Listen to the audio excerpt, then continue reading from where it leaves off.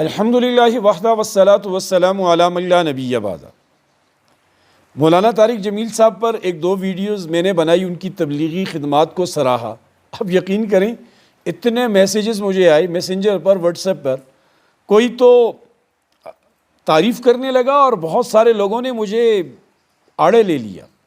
کچھ نے بڑی کلاس لی کہ یہ تو سیاسی شخصیت بن چکے ہیں، آپ نے ان کی تعریف کیوں کی، یہ فلاں ہیں، انہوں نے فلاں کی تعریف کی، لہٰذا آپ کو ان کے ذکر سے خود کو روکنا چاہیے تھا۔ دیکھیں عزیزان محترم، مولانا طارق جمیل صاحب کی زندگی کے دو پہلو ہیں۔ ایک پہلو ان کا تبلیغی سرگرمیوں سے وابستہ ہے کہ انہوں نے تبلیغ کے میدان میں کیا خدمات سر انجام دی۔ یقین جانیے یہ سید انور اس کی مثال ہیں، محمد یوسف اس کی مثال ہیں، انضمام الحق اس کی مثال ہیں، ثقلین مشتاق اس کی مثال ہیں، مشتاق احمد اس کی مثال ہیں، جنید جمشید رحمۃ اللہ علیہ اس کی مثال ہیں، نعیم بٹ صاحب، بہت سارے کرنل، بہت سارے جرنل، بڑے بڑے عہدوں پر فائز لوگ، بہت سارے بازار حسن چلانے والے مرد، بہت ساریاں جسم بیچنے والی عورتیں، خواجہ سرا، ان سب کو تبلیغ پر لگانے والے، راہ راست پر لانے والے مولانا طارق جمیل صاحب۔ اس موضوع پر تو کوئی بندہ ان کے اوپر بات نہ ہی کرے تو بہتر ہے۔ مخالفت میں انہوں نے جو گراں قدر خدمات سر انجام دی ہیں، پوری دنیا اس کی گواہ ہے۔ اب جو دوسرا پہلو ہے مولانا کی زندگی کا کہ کسی شخصیت کی انہوں نے تعریف کی، کسی سیاسی پارٹی کے سربراہ کو انہوں نے بہتر کہا، تو اس کو ان کا ذاتی نقطہ قرار دیا جائے تو پھر تو اختلاف کی کوئی وجہ ہی نہیں رہتی۔ سیاسی پوائنٹ آف ویو جو ہوتا ہے نا، وہ تو دو بندوں کا الگ الگ ہو سکتا ہے، باپ بیٹے کا الگ الگ ہو سکتا ہے، دو بھائیوں کا الگ الگ ہو سکتا ہے، اور ایسا پاکستان بنتے وقت ہوا۔ یہ آج کی نسل جو گالم گلوچ کرتی ہے کسی بھی مخالف کوئی، یہ اگر ہندوستان بنتے وقت ہوتی تو کیا کرتی؟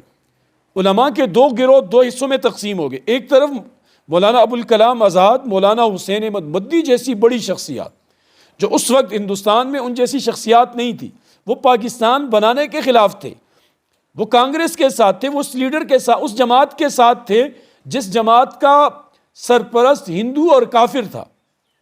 اور دوسرا گروہ حضرت تھانوی صاحب کا، حضرت عثمانی صاحب رحمۃ اللہ علیہ کا، وہ مسٹر جناح قائد اعظم محمد علی جناح کے ساتھ تھے، پاکستان بننے کے حق میں تھے، مسلم لیگ کے ساتھ تھے۔ اب وہاں پر بھی ایک گھر کے اندر، ہم نے جو تاریخ پڑھی ہے، اپنے بڑوں کے حالات پڑھے، ایک گھر کے اندر والد اگر وہ مسلم لیگی نظریات کا تھا تو بیٹا کانگریسی نظریہ رکھتا تھا، حضرت مدنی صاحب کی وجہ سے، ابوالکلام آزاد صاحب کی وجہ سے۔ اسی طرح ہر گھر کے اندر یہ اختلاف تھا، اور وہ اختلاف کوئی برا بھی نہیں تھا، ہر بندے کے اپنی رائے تھی اس وقت جو انہوں نے دی۔